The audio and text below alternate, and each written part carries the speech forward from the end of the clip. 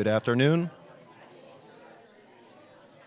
Good afternoon, everybody. We're going to take our seats and get started in a few minutes here.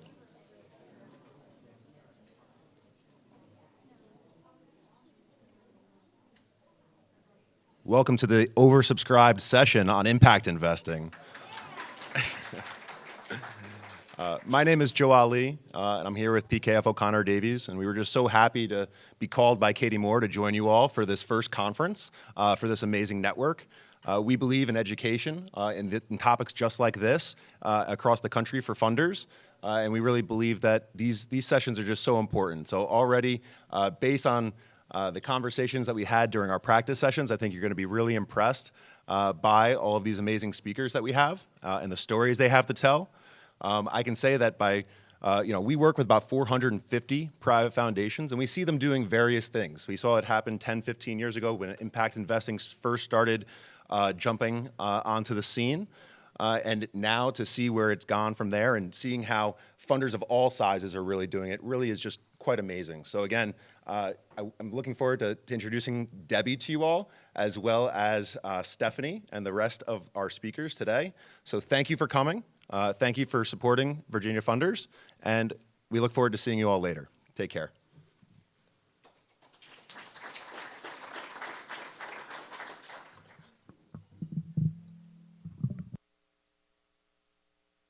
Hi, everyone. I'm Debbie Casemeyer. Oh, nope. Okay, I'm Debbie Casemeyer. I work at Northern Trust, a bank headquartered in Chicago, and I manage our community development and investment group at the bank. I will say I did a lot of speaking things like this pre-COVID, have done none since COVID. So I'm going to be really rusty and slightly nervous. So I'll just have to work through this together as we go through this. So my job today is really to level set and talk about definitions. And then we're going to move on to Stephanie, and we're going to hear from individuals from across the state and what they have done with impact investing and how they have actually worked in this space. And our goal today is really to sort of just start the conversation, find out where everyone is, and really plan on what's next. So what are the additional sessions, the additional learnings that people are most interested in, and how can we move this conversation forward in the state of Virginia? Oh, there we go. That's me. So first is definition of impact investing. So anyone that's in this work, you know there is no definition of impact investing. Like literally it means anything to anyone. So what I always say is when you start talking about impact investing to anyone, the first thing you say is, what does that word mean to you? So that you can make sure that you're talking about the same thing and that you're not talking about totally different things. So, and then also share your definition, making sure that everything is in context, and ask questions. Never assume anything. Always ask to make sure that what you're talking about is the exact same thing. So taking my own advice, I'm going to talk about what is our definition for us today in this room. So what we're talking about is deployment of capital to create intentional impacts. So it's intentionality. It's causation, not correlation. And we use what we call the but-for test. But for our investments, the impacts would not have occurred. And I think that's the best and easiest way when you talk about impact investing. If you didn't do the investment, the impacts would not have occurred. That's what we're talking about when we talk about impact investing. We're not including ESG, so any environmental, social, and governance, which are screens, tilts, overlays. Those have impact, but they're tangential impact. There's no correlation or causation. There's correlation, not causation. So you could say that you've done ESG, and perhaps there are impacts that are created from that, but it wasn't intentional. It wasn't the reason the investment was made. We are including what we call impact-first investment. It can also, we're doing place-based investment called catalytic capital. All of it is mission-focused. So those are just some terms that you may hear. What I always like to talk about is even after you've defined the impact investing spectrum, so you've come to some agreement on what impact investing is, even within that, there is a continuum of impact investing. And I like to use this chart where basically we have on whichever the X or the Y axle, the financial return going up, and then on the other you have the community impact on the bottom. And if you look at like traditional grant making, which is impact investing, you are putting out capital and you're intentional in getting a particular impact. You're actually not going to get any financial return, but you can see you're very close to community. So you're very close to the individuals that are going to be receiving those. You can actually see those individuals, you can track those individuals. As you go up the spectrum, community development finance would be the next. So you're getting your principal back, you're getting some financial return, you're still very close to the community. And this is where we at Northern do most of our investing. You go up affordable housing, marketable securities, you are getting a higher financial return. It's still an impact investment, but you can see you're getting a little bit further away from community. You can't actually always see the individuals. And then from there, you can go into venture capital, and private equity. And these are where you're actually making potentially market rate returns, but these are really population type impact investments. You're not going to necessarily be seeing the communities. So you're getting further away from the community. You're still delivering impact. So those examples could be around like clean water in India, something like that, where it's across the population. So really the difference is whether or not you're interested in impacting a population or are you impacting a community, being a place-based investor. Okay, so I'm gonna go through the alphabet soup and hopefully allow you guys to listen to all the speakers after who may be using some jargon, and you can say, okay, what was that exactly? So I'm just gonna run through these. First is PRIs. So program-related investments, also called PRIs, and it is an IRS-defined term. So there is actually a definition for what a program-related investment is. It does get used a lot, even outside of the IRS definition. But it is a defined term that allows foundations to make loans and investments that further their mission, and they're allowed to record them as grants towards their 5% spend. So that is the sort of biggest advantage of a program-related investment. Mission-related investments are also defined by the IRS, and what this really hits on is prudent investor standards. So any of you that are on finance committees, or have a finance committee where maybe has a banker on that finance committee that says, no, you can't do that investment because it doesn't meet prudent investor standards. This is where you can say, no, you can. Look at the mission-related investment criteria provided by the IRS, which basically says if the investment meets your mission, you do not have to maximize your financial return, that you can actually take a lower rate of return as long as it meets your mission, it meets prudent investor standards. Cdfis, Community Development Financial Institutions, these are nonprofits. They can be loan funds, banks, credit unions. They actually have a designation from the Cdfi fund, which is part of Treasury. Guarantees, you're going to be hearing about those. Typically, guarantees from a foundation are when you make a guarantee to a specific project or nonprofit, a Cdfi, but you leave your money invested. So it's kind of best of both worlds. So your money is still invested in your endowment. You're getting the market rate of return. You provided a guarantee, which allows a project to go forward that might not have gone forward otherwise. So you are not actually, don't have any financial loss. You're not taking a lower return. However, in that situation, you still have the risk. You probably have more risk. So you do have to think about that and bake that in, but it's something that we've seen more of. New markets tax credits. An MTC, it's a tax credit program that's used in low-income communities to finance projects. This is a very, very powerful tool that can be used in communities.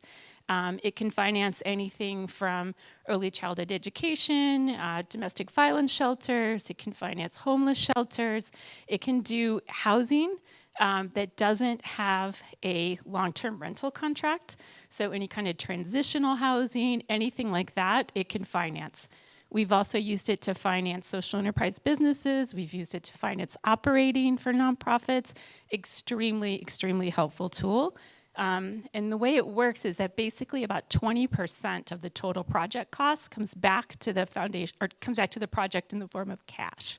So that's the reason why everyone is interested in it, and something that a lot more foundations are looking at.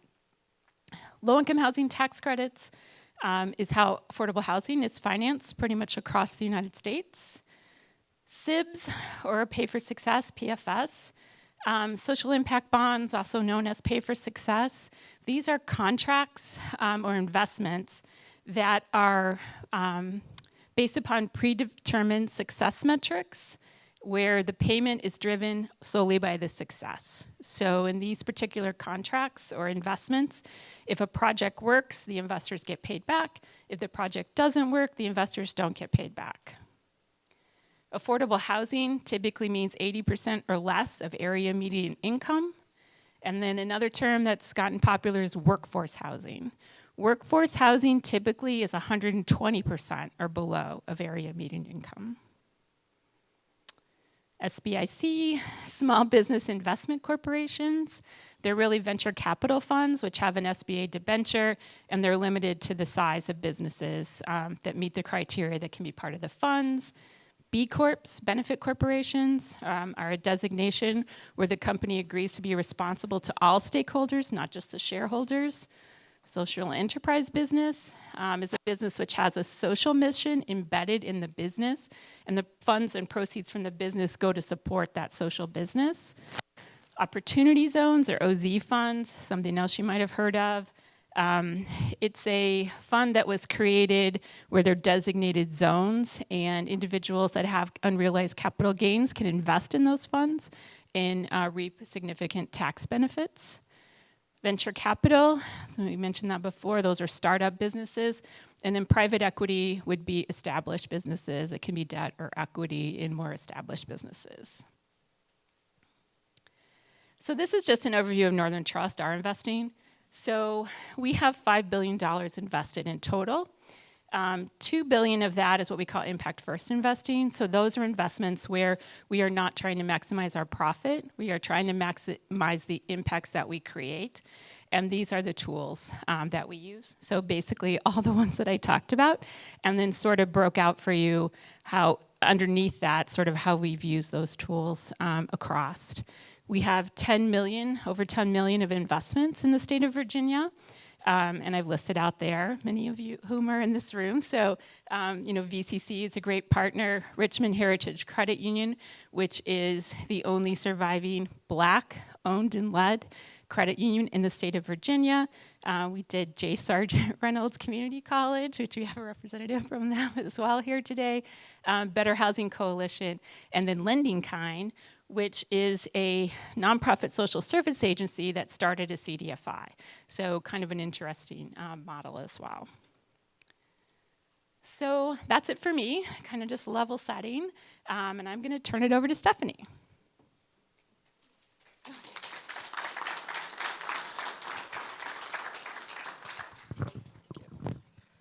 I can't multitask. I too am out of practice. So give me a second here. So my name is Stephanie Randolph. I came into a foundation 8 years ago that was already deep into this impact investing process. At the time was called Blue Moon Fund. It changed its name to Cassiopeia. We were doing a mix of MRIs, you've heard that term, and PRIs, some with varying degrees of success on the PRI scale.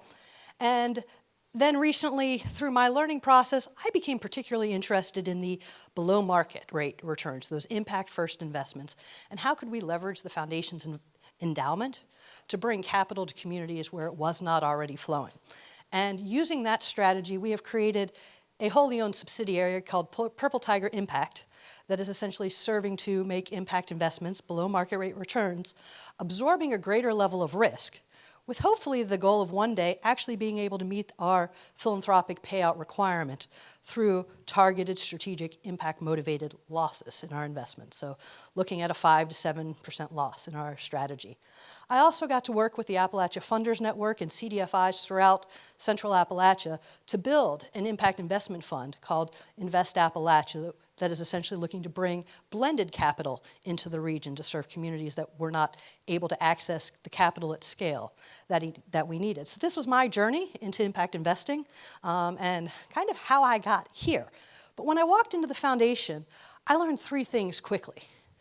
Everyone is still learning. The impact investment space is changing so fast that no one knows everything. The tools and the techniques and the people at the table are changing on a regular basis. So that's a great opportunity for all of us. Second, The only way to learn is by doing. If you do one housing deal, you've done one housing deal. If you've done one access to credit deal, you've done one access to credit deal. So keep asking those questions Debbie referred to earlier, and know that if you don't know or you haven't done it, that's why we're all here. That's why this room is bringing in more chairs as we speak. And the third thing I learned is that this is not just for the financial side of your foundations. It is going to be most effective when your program staff and your financial staff are working together to solve the problems in your community by leveraging the capital that you have in your endowments. So what we want to do over the next 30 minutes is really set a buffet of options. Hear stories from colleagues and friends and foundations in the state that are using their resources to create better impact, to solve community problems. If you find yourself getting excited, if you find yourself geeking out and wanting to know, how did they book that? What did she do? How did they talk to their board? Then we're achieving our goal. We're not going to answer all your questions, but we're getting you excited, and you're finding somebody that you can go ask those questions to today. We're then going to break up into our table conversations, and we're going to invite the folks against the wall and in the back to come up and join us as well at that time, so that we can all kind of digest what we've heard from our speakers and begin to figure out what is it you want to learn going forward, and who in your foundations should we be training at that time. But what I believe is that we need a buffet. We need to be able to know there are a dozen new ways to use our resources, to use our endowments, to use our networks, and to collaborate with one another to make great things happen within our community. And so with that, I'm going to turn it over to our first flash talker, not flasher. And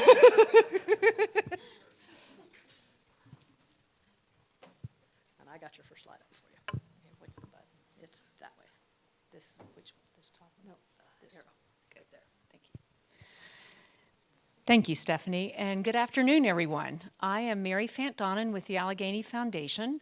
We are located in central western Virginia, kind of out 64 west as far as you can go, just stop before the state line.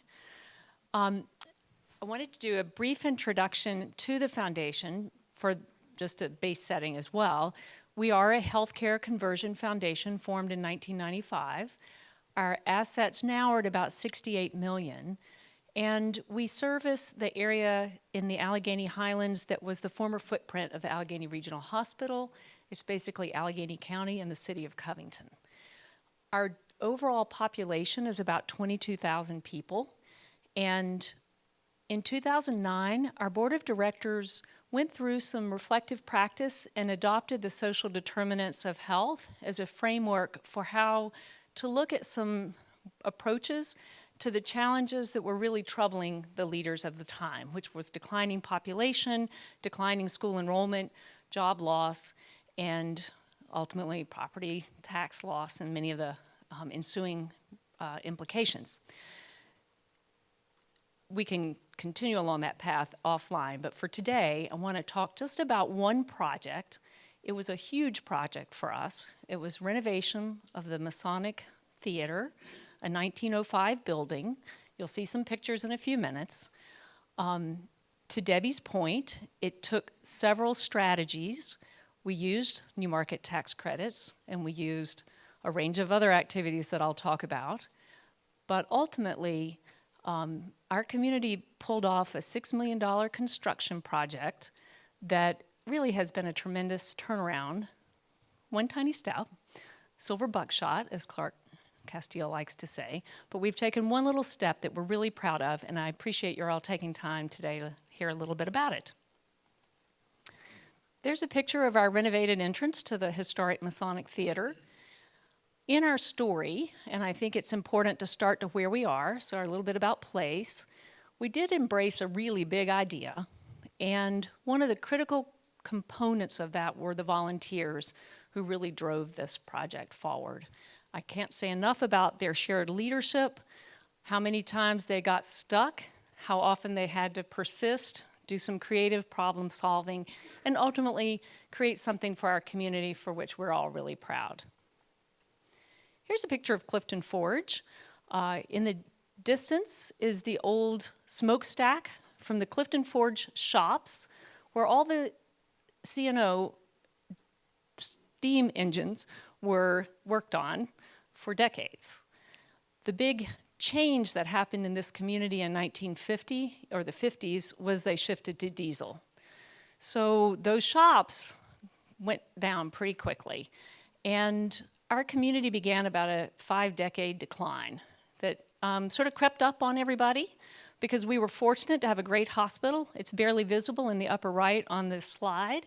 But in a wonderful series of events, all CNO employees were taken to Clifton Forge, Virginia for non-emergency medical care. So we ended up with a great nursing school, a great hospital, and a history that has helped our workforce and our economy move forward in many ways.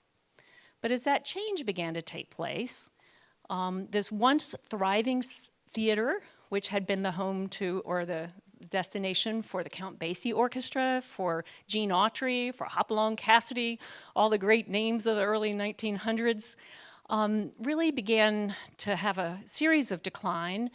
And Twin Cinema moved in the 70s and 80s, into the 90s, renovated poorly, one might argue.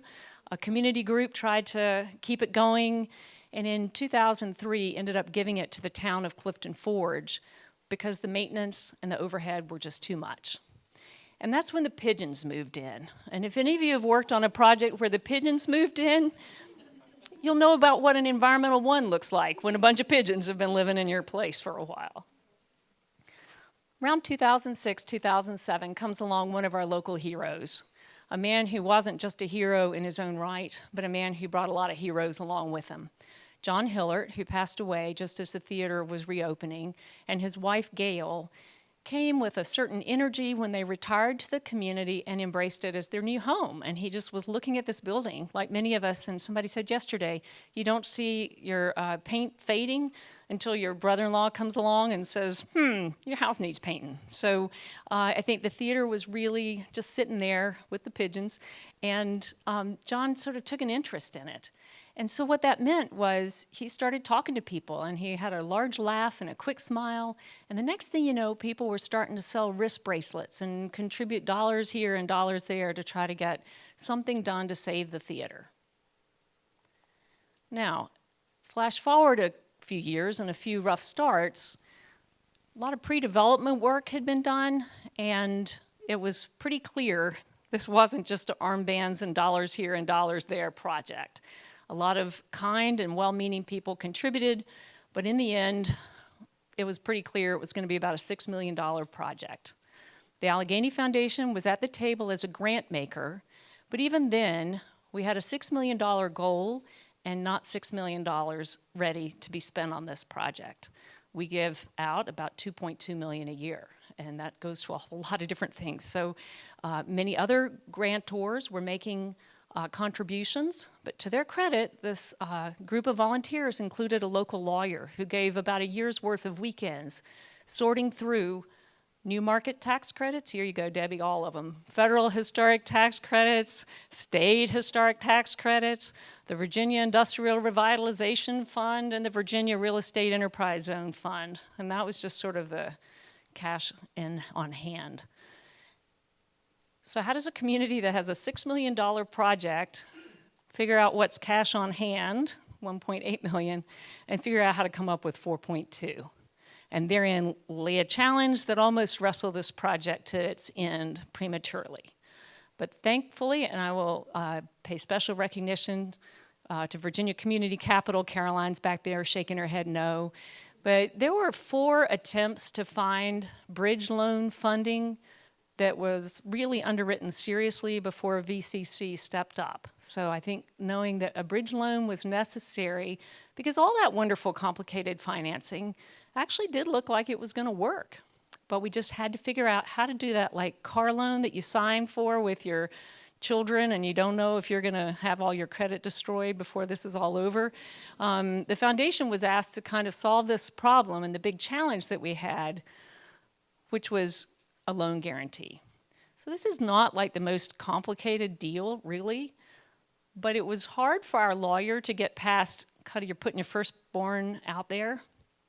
And it was hard for the loan committee for VCC to get past their guidelines, which was a little less than the loan we needed. So we sat down with VCC, and they were great, and they worked with the theater nonprofit, and they wrote out all the different areas of risk where they had concern that they might not get their money back if they did this bridge loan. And it added up to $629,000. And then we sat down with them and said, how much of this are you really not likely to get back? And some of these sources are really reliable. They just don't come in for 2 years. So we awarded a grant in a traditional foundation way. We avoided doing the underwriting. We didn't want to do the loan guarantee. But our lawyer came up with a different way, okay? Make a grant. They're a nonprofit. Just let it sit on your books for a couple of years and let the foundation was the grantee. It's a historic preservation foundation. So let the nonprofit absorb the loss through a grant if there is one. And fortunately, it wasn't much of one, $46,301 in the end. I've had numerous folks say this saved the day. I can tell you this short talk could be hours. But in the end, this is a big project, 35,000 square feet in a 4-story building, plus an adjacent building that became the HVAC and the restrooms and everything else that a theater needs. And you see here sort of each of the rooms under construction. Across the top and below, you've got the theater space, this newly renovated underground, which became sort of a great community gathering spot. They've done sports viewing in recent times. It's the home of the Blues Club, and then the entryway. So what we're really excited about, here's a picture from one of the first opening night events, is a phenomenal theater that is no longer the roosting space for pigeons. It is a community center.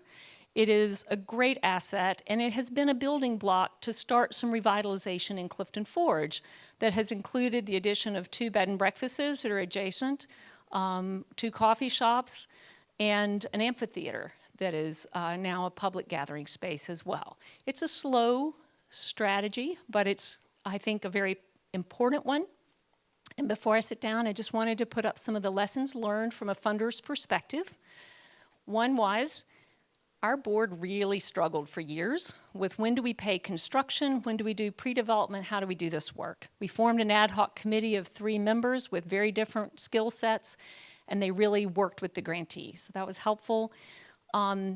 Large projects like this need equity to attract those outside dollars, and so it was the grant side that made this a viable deal, even though that small guarantee at the end helped make the financing work. We struggled with having developers in rural places, and if any of you have struggled with that, I can relate. It's a hard learning curve and a capacity curve. There were a lot of risks, but I really want to underscore grant, roughly 600 and some thousand. Amount used, 46,000.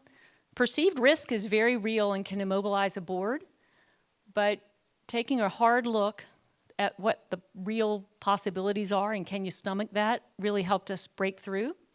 And finally, business plans were a hot topic for all of us, but ultimately with real estate and this asset, it was the equity and the real estate that all these tax credit folks seemed more interested in than the business plan. Maybe that's right, maybe it's not, but at the end of the day, it got us through. And so we're really happy that we have this great asset for our community, and I appreciate that all of you have taken time to listen today. Thank you.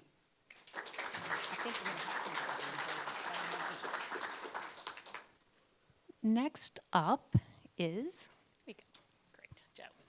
And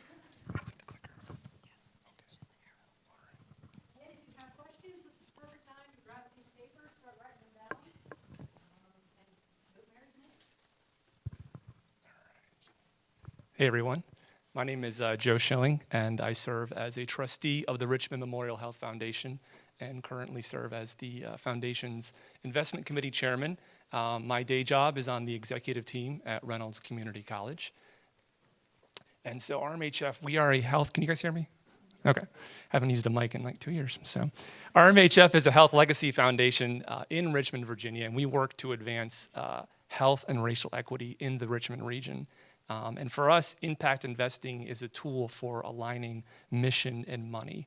And we started our impact investing journey back in 2016 with a lot of learning, led by my esteemed predecessor, who's in the room somewhere. There he is, Bobby Thalheimer, who was gracious to let me serve as his young Padawan for a year before I began my chairmanship of the investment committee. But that same year, we also selected Northern Trust as our outsourced chief investment officer.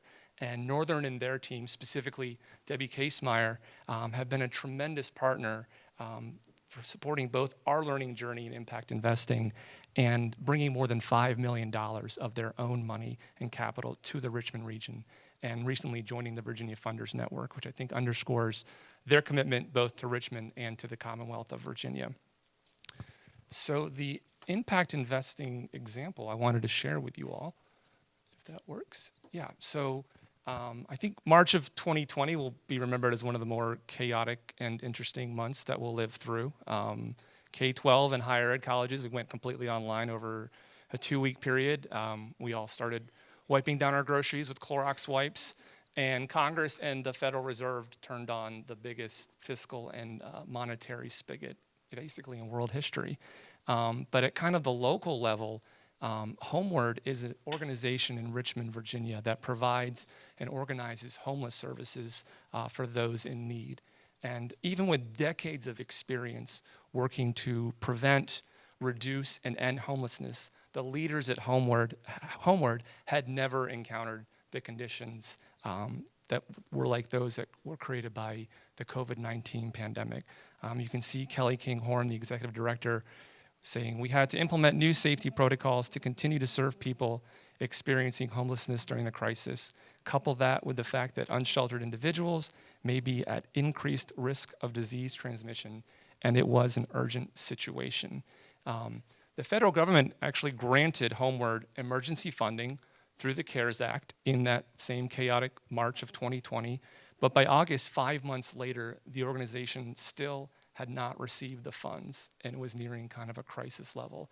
So that's where we stepped in with a nimble group of trustees. I say nimble because you have to remember it was COVID. It's also August, where for those who live in Richmond, if you can be not living in Richmond during the month of August and living somewhere closer to the water, you do.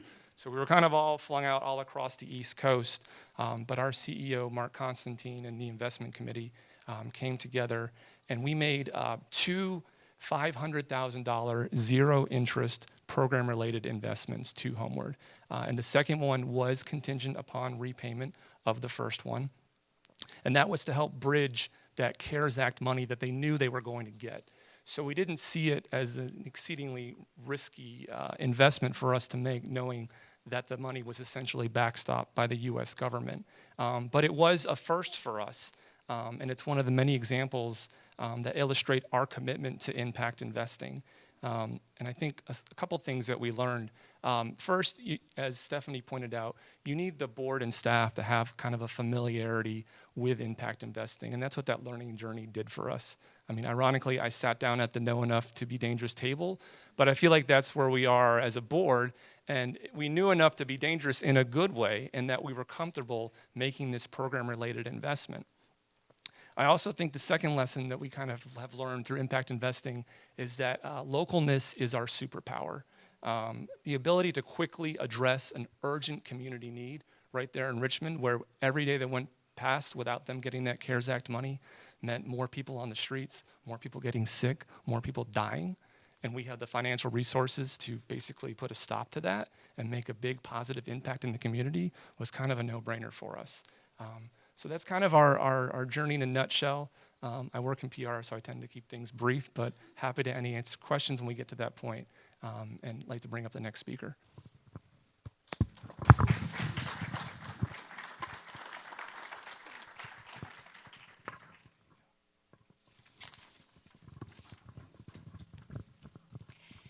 Hi, I'm Kirsten Dewick, and I am, as of this week, I am Director of Community Investment and Impact for the PATH Foundation. I came over from the program side. I've been Senior Program Officer, and now in light of this emerging work that we're doing in impact investing, have come over, and I'm smiling because you were super instrumental in advising on that.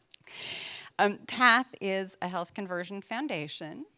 Let's see if we can get, super. PATH's a health conversion foundation serving Virginia's Fauquier, Rappahannock, and Culpeper counties. It was formed in 2013 and today has about a $260 million endowment.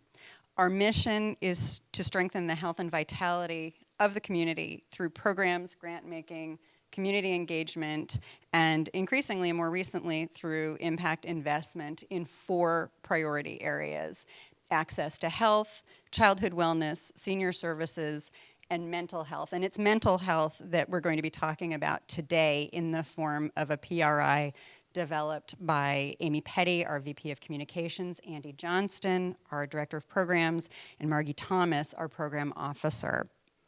Back in 2017 or so, PATH and the Mental Health Collaborative in our community developed a multi-sector strategic plan. And among its goals are decreasing stigma, early identification and screening, attracting mental health providers to the area, and strengthening behavioral health and addiction recovery services. The foundation also has an active community engagement program and speaker series, and it was through this that we met former NBA star Chris Herron. Chris has been open about his struggle with drugs and alcohol and travels the country now working with students, talking with students and communities about the path to addiction and recovery. He had previously opened a residential recovery center in Massachusetts, and as we got to know him and he got to know our community, this idea was hatched that there could be another one here in the Virginia, or there in the Virginia Piedmont. And that was where the idea for the Heron Wellness Twin Oaks facility, which is pictured here. It's a 21-bed residential center. It's housed in a historic property on 50 wooded acres in the Piedmont and offers a holistic approach to recovery aimed at healing both mind and body. And here's what is under the hood of that deal. It's structured as a PRI, as I mentioned. PATH purchased a historic property, Twin Oaks, in 2019 for $1.95 million.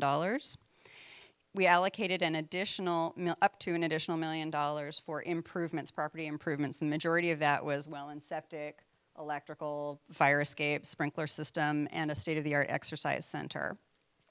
We believe that good impact investing is also often wrapped in the traditional tools of philanthropy, and so the investment was accompanied by a $500,000 grant, straight-up grant, for the new enterprise, for the startup phase of the new enterprise.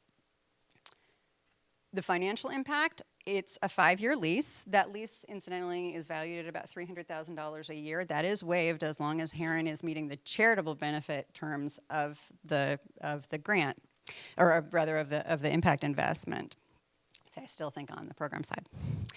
And at the end of that 5 years, they have an option to purchase, and that purchase price will be the greater of the total of the $1.95 million acquisition, plus the $1 million in renovation and improvements, plus a 2-year a rate of 2% per year from the date of occupancy. So when and if they exercise this option, there is also a financial return to the community. But this was very much an impact-first impact investment. The charitable impact has also been considerable. First of all, the creation of a recovery center where no such facility or anything like it had ever existed in this rural community. There are beds set aside for low-income clients. In practice, during COVID, that number has actually been much higher, typically, than the required 2 beds. They prioritize they give priority to local residents, both in terms of their workforce and in their client base. Chris Heron continues to return to the community for the speaker series. And the staff of the center collaborate with PATH and our nonprofit partners in the community around education campaigns. They provide technical assistance to local nonprofits in similar field. And they agree to work with our external evaluator on assessing the efficacy of Heron Wellness's holistic approach to care as a recovery model. This was PATH's first PRI, and the process of thinking it through, developing the terms and above all, imagining what can be accomplished by going outside the bounds of normal grant-making structure really has helped to inform our evolving approach to a brand of highly mission-aligned, very local impact investing program. And with that, I'm going to turn it to my friend Clark.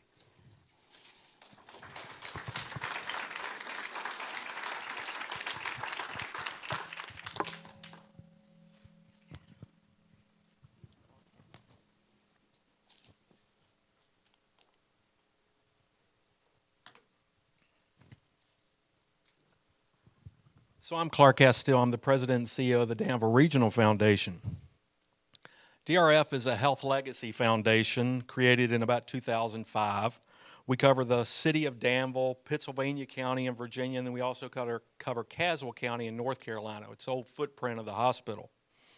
We have an endowment of about $250 million and have averaged somewhere between $10 and $12 million in annual payouts. All of our work is on the philanthropic end of the philanthropy charity continuum. We make long-term investments in our community and believe because we're not running for re-election or raising money, we can take risks others can't take. Our sole purpose and our sole mission as a foundation is the economic transformation of our region. So our region is one that made their bets in tobacco and textiles about 100 years ago. And that worked out for many until it didn't. Since 1960, the median household income in our region, in 1960, it was about the same. In the state of Virginia, the U.S., and Danville was about the same. Today, the median household income in our region is about half of that of the state average. In 2008, we took our board on a See the Possible trip. And we went to Greenville, South Carolina. And this was a place that was further along the developmental curve of transformation than we were. The primary lesson we heard there was that creating a vibrant downtown, a place where bright, talented people wanted to be, was vitally important to their resurgence. Our board then took other city leaders down to Greenville to hear the same message, and the revitalization of our downtown became a key focus. DRF, through our grants portfolio, we bought and tore down an old abandoned hotel on Main Street. We were the primary funder of a great new YMCA in the River District. And ultimately, we invested over $20 million in downtown revitalization from our grants portfolio. But the energy wasn't returning. In 2014, there was still 4.8 million square feet of space in the River District, 75% of it which was valued at less than $10 a square foot. Businesses weren't locating downtown, investors weren't buying, and developers weren't developing. DRF wondered if we could show others the possible. So first we moved our office downtown. And then we wondered if we could buy some of this property with the investment side of our portfolio to show others there was potential. We partnered with a great team out of North Carolina who'd done much of the revitalization work in Durham, and they became our thought partners and ultimately the managers of our investments in the River District. I would point out that we didn't have any idea we were doing mission-related investing. What we were asking was, how can we spur development in what we think is a critical piece of our mission? We ultimately bought over 650,000 square feet of property at a little less than $10 a square foot. We stabilized that property, and we were offering mezzanine financing to developers. We made plenty of mistakes during this process. I want to highlight two of them. First, we didn't tell anybody else what we were doing. So our developers, our economic developers, who we were great partners with, would come to us and say, hey, you own that building. If you'll give us that building, we've got a company that will go in there and they'll create some jobs. And we said, yeah, this is from the investment side of our portfolio, not the grant side. And they go, no, you give grants all the time for like $1 million. That's all you've got in that building. Give it that. No. We're trying to make some money off of this so we can make more grants. Part of this was tactical on our part, and part of it was selfish on our part. If our region had known we were investing in real estate, the price of poker just went up, right? Everybody would have said, let's raise the prices because they got a lot of money. Another mistake that we made gets back to an Einstein quote. The only thing that's more dangerous than ignorance is arrogance. And so we thought we were this cool, hip, innovative foundation that's doing really cool things. And we were pretty wrong, right? We thought we could operate at the speed of the market, right? We can get this done. And what we didn't realize was that the market actually boomed and the market took off. And we had no conversations about our exit strategy or maybe even creating a revitalization plan or a master plan for downtown revitalization. So we ended up catching up. We funded some planning efforts, and we started to realize where we were holding up progress, where places were ready to move and we weren't. So how has this worked out for us? We had our first exit last year. We have another under contract right now. Our properties have sold for and under contract for about $24 a square foot, which is about the average value of all the properties in our recent portfolio. In the last 10 years or so, there's been over $50 million in public investments by the city and DRF. But the market, the private investment, has been over $250 million. Our river district really is becoming a place that bright, talented people want to be. Thank you.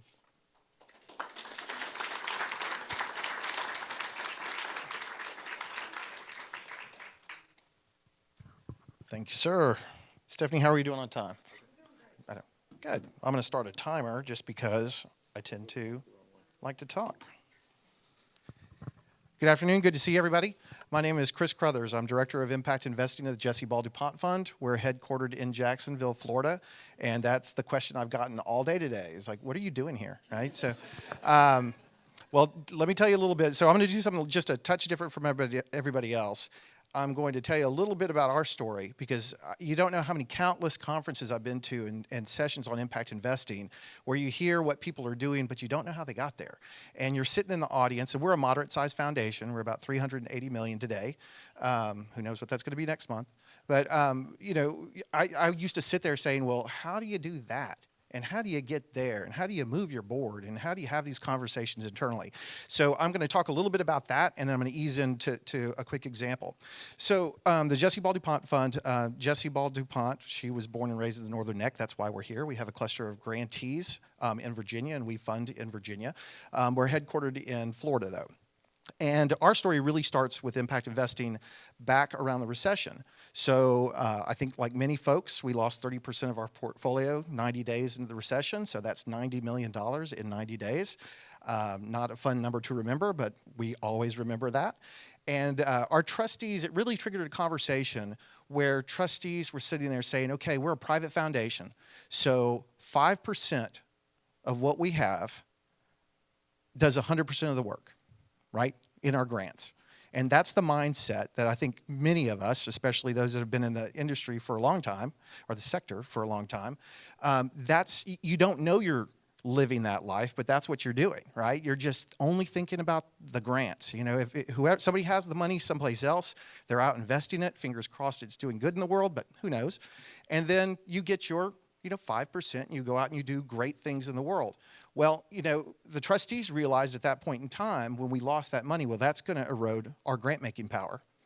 And then what else are we doing, right? What are we doing in the world if we only are thinking about grants? So it really opened up a conversation for our trustees to try and bring more tools to the table. And that was really around the impact investing space. So we weren't innovative. We brought a bunch of smart people to the table and said, tell us, teach us, Sherpa, show us where to go. We want to climb the mountain. And we started like most people. We started with low interest loans and Cdfis. Where's Debbie? Debbie, thanks for the, going through the alphabet soup earlier, which are relatively very low risk at the end of the day when you look at the risk profiles on Cdfis. We've moved beyond just that, and we've done market rate investments. We've done a lot of the emergency investments through impact investing. And today, about 41% about 41% or so, about 150 million, is invested intentionally in some form of impact. Some of it's ESG through our advisor, and then some of it we'll call part of a carve-out that's in the high impact piece. So that'll be CDFIs and direct investments for us. Interestingly enough, Kirsten, congratulations. All right, I'm glad for you, because I'm not a Wall Street guy either, right? I'm not an investment guy. I was on the program side of the house. And that, I thought, was really an interesting dynamic for us, because we moved in the direction of impact investing with programs and impact in mind. And I can tell you, at least my experience, is the conversation around impact with advisors, in some cases, a lot different than the discussion of impact among a program staff.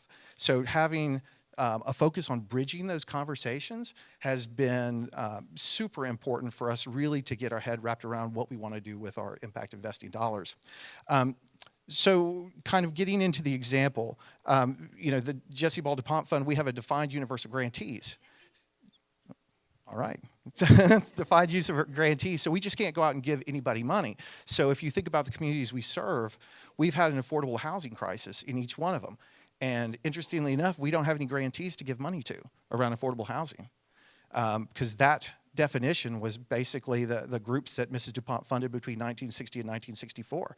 We didn't have LISCs and Virginia Community Capitals at that point in time, especially if you think about equitable investment.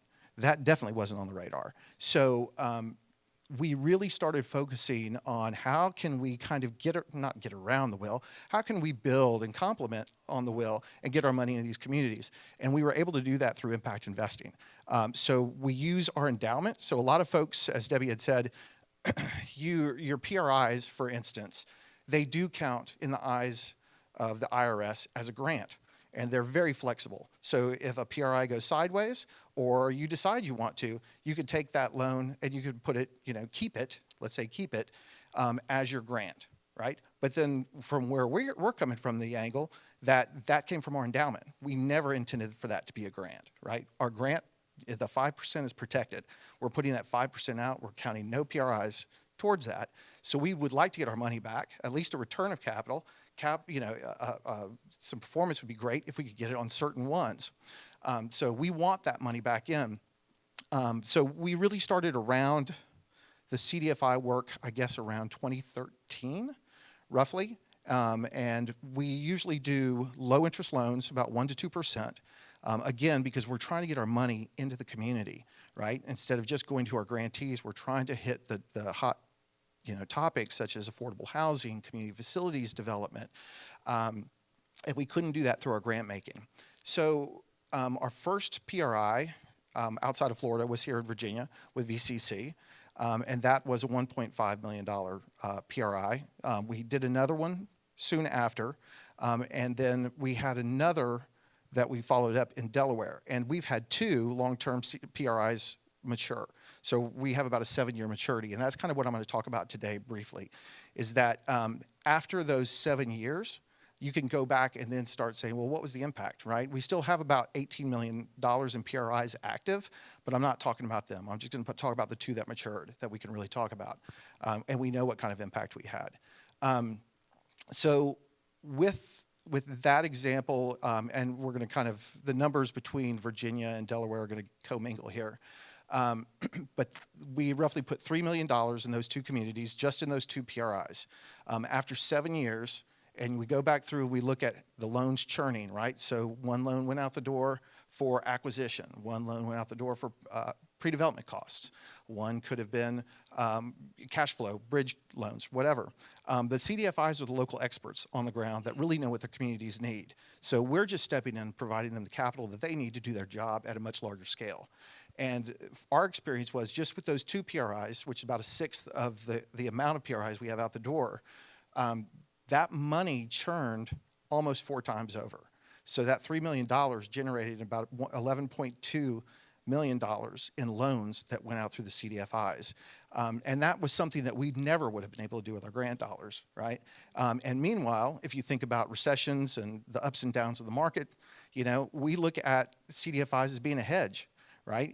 They're super, from our perspective, they're super safe. You're going to get your money back. And if the market tanks a little bit and you're losing money in the private equity side, well, you kind of almost in a fixed income position in your PRI loans. So we always see that kind of as a hedge going forward in our investments. But we think that the leverage power of PRI specifically in this example was huge for us. And again, this is money that never would have gone in the community had we only focused on grant making. So I think I'm at time.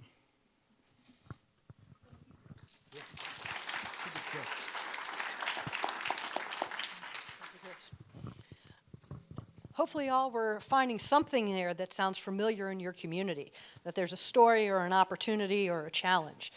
Impact investing can seem complicated, but it's really just about creatively leveraging the resources you have financially and the capacity, as Mary well articulated, of your community to make things happen. And I believe impact investing allows those things to happen faster.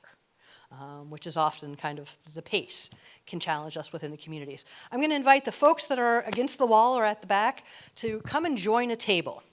We have table hosts who have a list of questions. This is your chance to kind of introduce yourselves. This is the first gathering of the Virginia Funders Network, so we want you all to get to know each other.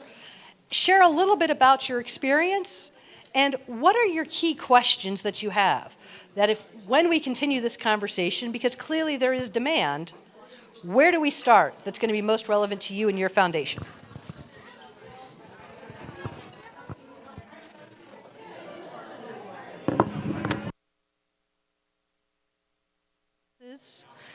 Share your business cards.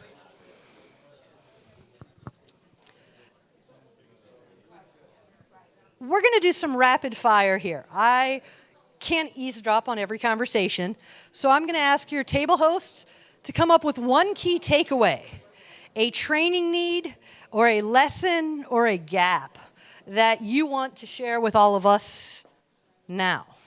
And I'm going to start with this table. Patty. Okay, we identified what the gap was and then what we thought might be a potential solution. And the gap was that there is a big difference between the program staff and the finance staff, or even the finance folks on the board. And in order to kind of bring everybody along, it's most important to identify and develop a champion on your board who can help push these ideas forward. So as we start thinking about what our next training is going to be within VFN, because clearly there's a demand, how do we create those board champions becomes a critical question we have to do. Joe, what happened at your table? Sure. Talked about a lot of different things, but I think one thing that came through to speak for the group, I guess, was looking for templates in terms of how-tos in making partnerships happen. How do you find those partners in local government amongst other funders? And again, a lot of these projects are very local in nature, and just for understaffed, potentially rural communities with local governments that need that help and guidance, how do you support them in their capacity building in order to get your project off the ground? So partnerships and collaboration, and how do we build those effectively? Clark, coming to your table. So I could echo everything else. The key takeaways from this group were building local capacity to get this done, and even at the staff level, who do you have this conversation with, and bringing in the finance and the investment committees with the program staff to have these. So it's everything we've heard, and I think that's important. Absolutely. Thank you very much. Debbie, something valuable? Who's sharing? Lisa. Sure. Thanks. I think our biggest takeaway was the stories were fantastic, but everybody wanted, what were the step-by-step? How did you get there? Not just the end. And hopefully that level of detail will be part of the follow-ups. One thing I also heard was sector. And so we might break up these stories into different interest groups based on sector so that we can dive deeply as it relates to you all. Was there a table in the back? Yes. Who's going to talk? I would say everyone, most of us were sort of really new in this space, and we're really grateful that none of us really knew. We're all still trying to learn. And I think more opportunities for us to learn the steps and the language and sort of the how-tos and in some of those tricks. So I think that was sort of overall. So a second call for the next time. Fewer examples, but dig deeper. Dig deeper and kind of peel back the layers. Caroline? So our table was very new to this, but one of the things that they did like case examples a lot, more education opportunities. But another thing was having a trusted network where you could reach out to different practitioners who've done that to look for subject matter experts. Very good. So we are the new network, so let's keep share your business cards, take the list, find these speakers, contact them. We've got to build that. That's part of our job as the network. So our table was impressed by the diversity of the examples shown, but one of the takeaways that came up was this disconnect between the grant-making side of the house and the investment side of the house, and that on the grant-making side of the house, we're comfortable with knowing the money is 100% gone. We're never getting it back. But on the investment side of the house, there's this hesitation over losing 10, 20%, or even only making 0 or 1%. So want to credit Jack, though, for he initially brought it up, so appreciate that, Jack. So there's not just, I appreciate that one, because there's a lot of language issues that come up when we're bringing those two sides of the house together. I mean, probably the biggest word is equity. If you say equity to the program staff, it means something very different than to the financial staff. But, you know, we also are very comfortable with different levels of returns. And so we have to be transparent about that and acknowledge that and own it. Chris. Thank you. Joe, funny, not funny. Because I wake up at night sometimes going, oh, God, please don't keep the wheels on. So at our table, we had several folks that had funds already that were using in the impact investing space. We had a social impact project that's on the horizon here. So we've got some folks kind of thinking forward, where I think everybody had questions was really around now what, right? How do we begin to really get our heads wrapped around measuring and monitoring impact and then telling the story, right? And we just had a great conversation here about how do we kind of build a bigger tent, right? How do we get more people in the space so that we have other folks that we can co-invest with, and where, you know, it's less risky on us individually and we get more folks investing in our community. Fantastic. First time anybody said measure and monitor, and how do we do that evaluation? So I appreciate that coming up, because it's equally as tricky. Well, thank you all very much. I had a chance to kind of see some notes and look around, and, you know, clearly there's a lot happening. Not just these 5 people who we brought up as flash talks. We could have picked 2 people from almost any of these tables and had a different group of people get up and share their story. And with all of these stories, there's a lot more to unpack, so I encourage you to reach out to them and ask. We will continue to find ways to elevate those stories and uplift it. I've heard interest in collaboration for deals, collaboration for capacity to help reduce costs is another barrier that we can try to continue to move. But the energy and the potential in the state and the activity is just impressive and enormous. I want to share 3 numbers with you, and I'm on the program side of the house, so that I just think are hard to avoid. 1, 7, and somebody took my notes, so I'm really just winging it at this point in time. $715 billion in private is invested in the private global, somebody's owning up to it now, in the private global impact investment market. So this number continues to grow exponentially. $35 trillion is under sustainable of assets are sustainably under management at this point in time. And 99% of millennials are interested in sustainable investing. And if you dig into the millennial research even further, Fidelity Charitable did a report that said that 2/3 of all millennials believe that impact investing is more effective than traditional philanthropy.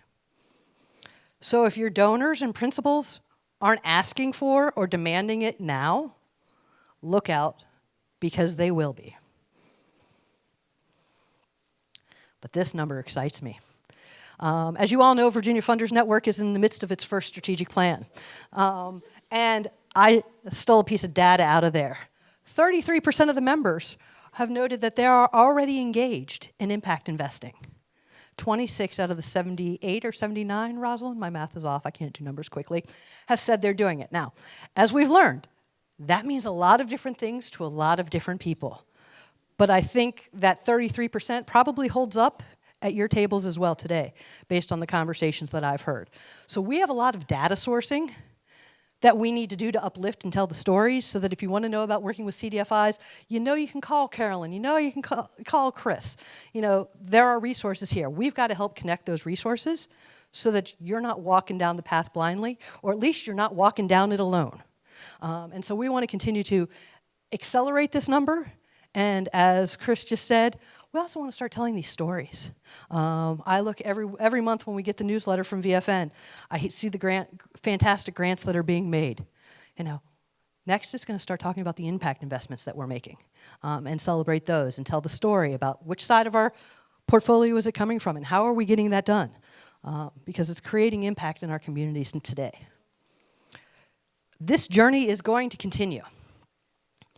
Please save these dates. We're going to take all the information that you've put together today to figure out what are our next steps. Should we target this to board training, to your board? Should we target this to our financial staffs? Should we break this down and try to do more sector-oriented approaches? So we're going to hear from you, but please save. The first one will be August 25th, and the second will be October 6th. And then from there, we will continue to move on. I know the Community Foundation Working Group is already doing a session specifically on impact investing, and it can be addressed in a multitude of ways. The network is new. Impact investing is changing, and we're trying to figure out what's the right size and scale and space for this to happen. If you have suggestions or deeper thoughts, please reach out to Patty, please reach out to Debbie, please reach out to myself, please reach out to Katie. We're all eager to say, how do we help each other? Because even those that presented know we're all still learning and figuring this out on a daily basis. But I don't want you to just have to wait until August. There are some great resources that are happening and available to you already. I know my table actually already mentioned it. There's a national organization called Mission Investors Exchange, which has webinars, has a biannual, I get those mixed up, biannual, which one's every 2 years? Well, whatever. Biennial, thank you. Every 2 years, that one's actually going to be happening in December in Maryland, outside of Baltimore, I believe. Confluence Philanthropy as well. If you're into the research and the data, Global Impact Investing Network is a great place to look as well. And a fantastic online newspaper called Impact Alpha. There's a paywall, but you can get like 4 articles free a month for every email address that you have. So there are plenty of ways to look at it from that way. I'll also just say we have some fantastic resources in the state. Virginia has fantastic CDFIs. You've heard them mentioned already. You've heard them receiving funding. You've heard them stepping up as partners for fundings, but they're organized. And they're working together. And so they formed a CDFI coalition. If you want to learn more about CDFIs, if you don't know what CDFI is in your footprint, or which one agrees with your sector of interest, or whether you're left-handed, right-handed, whatever your specific thing is, check out the CDFI coalition. It's special, and it's unique that they've organized in the way that they have and the way they work together collaboratively. So that's a fantastic resource to help you. It's also a great first step if you're looking for an easy impact investment. So don't forget about that. And then there's the Virginia Impact Investing Forum, which was created, Caroline, 5 or 6 years ago, I'm thinking. And, you know, the philanthropic space is just one slice of the impact investing community. The Impact Investing Forum is bringing together the entrepreneurs. It's bringing together the high net worth individuals, trying to connect the full ecosystem of people who are interested in impact investing. And so VIF, as we fondly call it, is also a resource, and they have done some nice historical data celebrating some impact investing that has happened in the state, and done some research on who is doing impact investing and where is capital flowing. So those resources are available on their website. But before I say thank you and goodbye, I just want to say I hope you're leaving excited. This is a more important than ever. The federal government, the state government is putting more money into communities now more than ever. often with match requirements, often money that if we don't add that next layer of capital, will just run off the hill. It'll come and it'll go and we won't really see. We have the ability to use impact investing to leverage that next layer of capital. We have the ability to use our portfolios to help solve some of those systemic gaps that are existing in our community that are inhibiting the flow of capital. Yes, sir.